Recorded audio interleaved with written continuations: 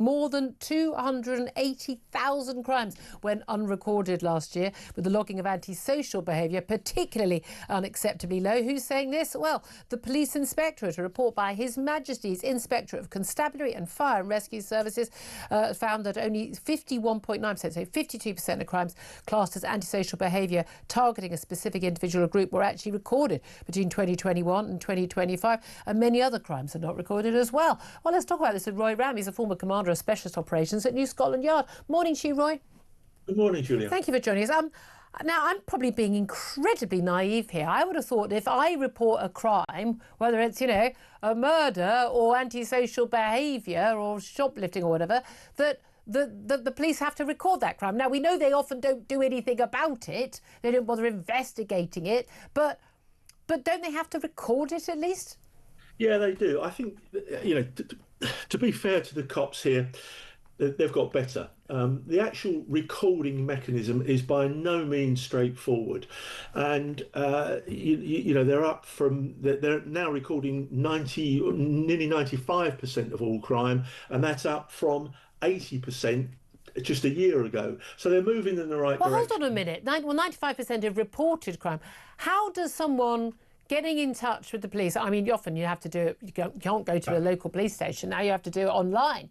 And you say, I'm reporting this. I say I had my bag stolen June last year. But my bag stolen. How could they not record that?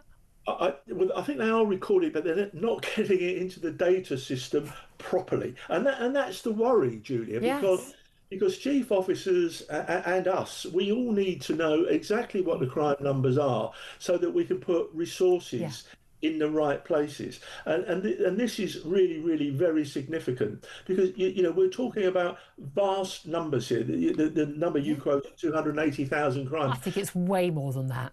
Well, it probably is, but don't forget, we've already got 9.5 million reported crimes. So somewhere in a region of 10 million crimes a year. And that's very, very important, because we need to confront politicians with that when we're talking about the resources that are being... What our priorities are, and whether any particular crime is on the up or on the... And that's the thing. We had Sadiq Khan, the London mayor, a couple of weeks ago, putting out some stats, very carefully chosen. Crime is falling in these few specific areas, ignoring all the areas where crime was going up. 40% of all mobile phones stolen in Europe, apparently stolen in London. Well done us.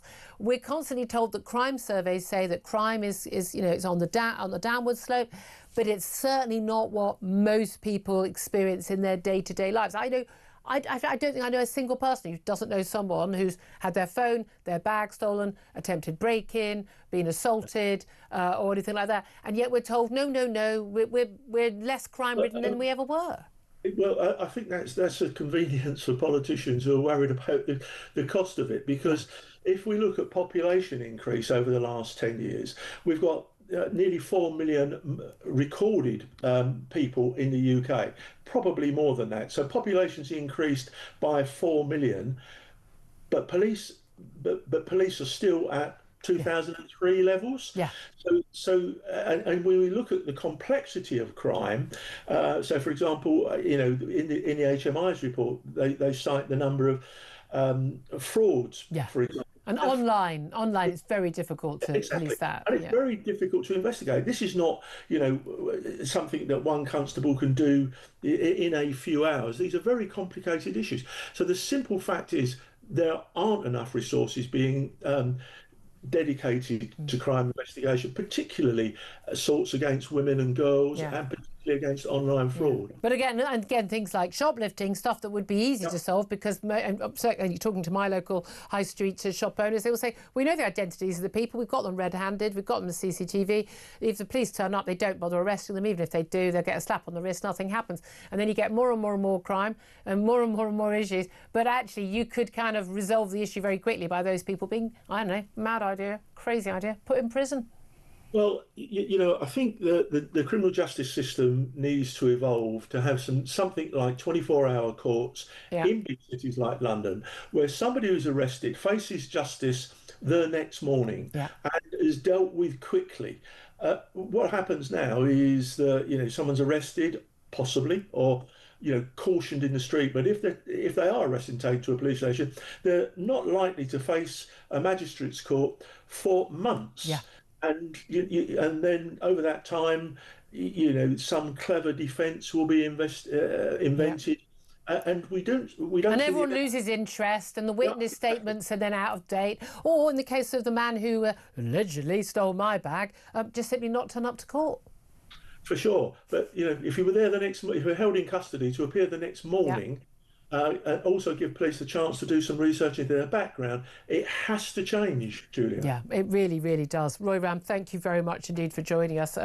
Philip Ingram, I mean, when we talk about this, we're talking about the crimes that have been reported and unrecorded. There's actually a huge number of people who don't report crimes. Now, I've got contents insurance, but if you don't have insurance, not much point reporting a crime that you don't think is going to be investigated by the police, whether it's your phone, your bag, or whatever.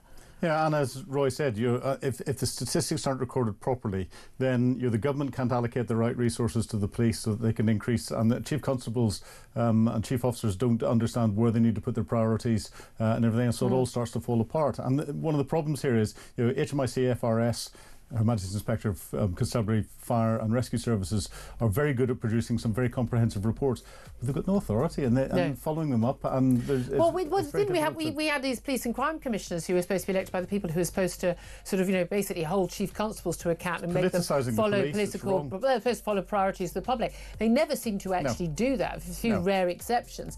The priorities that we've got, which are about, frankly, about what is going on our streets. It's absolutely a top priority. But these crimes aren't even being recorded, let alone even being investigated. What do you expect?